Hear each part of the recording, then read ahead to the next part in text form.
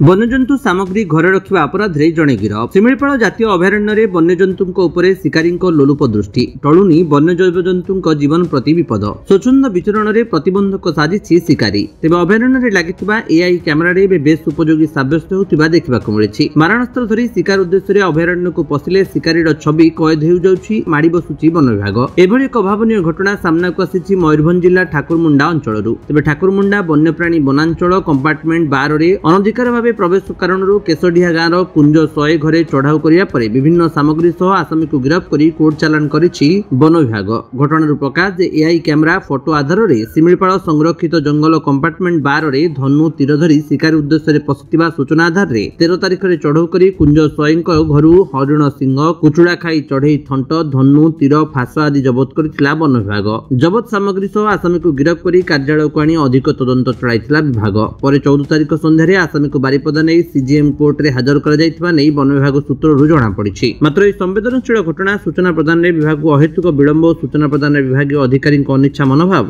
गणमाध्यम प्रतिनिधि को क्षिप्त करिछि। मयूरभंजरु घासीराम बेहेरांक रिपोर्ट विश्व विजयी न्यूज ओडिशा।